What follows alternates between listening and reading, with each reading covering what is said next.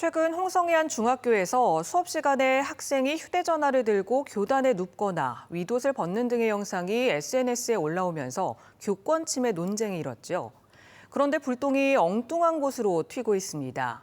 지나치게 학생 인권만을 강조한 학생인권 조례안의 영향 때문이라며 이를 폐지해야 한다는 목소리까지 나오고 있는 겁니다. 윤웅성 기자가 보도합니다. 교사가 수업을 진행 중인 바로 옆 교단에 누워 휴대전화를 만지고 또 다른 학생은 윗옷을 벗고 수업을 듣습니다. 지난주 해당 영상들이 SNS에 퍼진 뒤 교권 침해 논란이 일었고 해당 학교에서는 결국 교권보호위원회를 열기로 했습니다.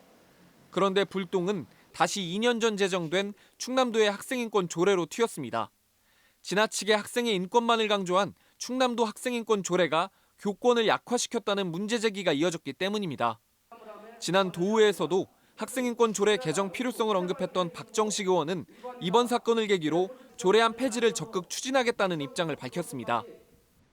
저도 이제 홍성 사건이 발생되기 전에는 개정적으로 좀 생각을 하고 있었는데 거의 한 90% 수정은 해야 돼요. 그러는 차라리 폐지를 해서. 충남 교원단체 총연합회도 인권조례 개정 필요성을 언급했는데 이에 대해 충남교육청은 이번 논란이 학생인권 조례와는 별개의 문제라고 선을 그었습니다.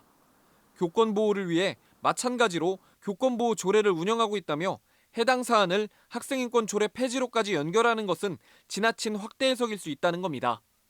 그러니까 이번 사건이 일부 학생의 일탈행위 내지는 부정적 행위라고 판단하는데 사실은 이거는 학생인권 조례 전에도 간간히 있어왔던 사건들이고 그 학교의 교육권 보호를 위해서 교권보호조례뿐만 아니라 교권보호센터도 있고.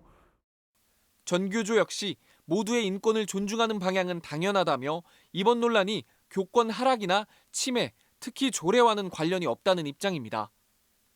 하지만 최근 학생인권 조례가 반교육적이라는 이유로 주민 발의로 폐지가 청구됐고 도의회 과반을 넘는 국민의힘 의원들이 조례 폐지나 개정에 힘을 보태고 있어 학생인권 조례를 둘러싼 논란이 재점화할 조짐을 보이고 있습니다.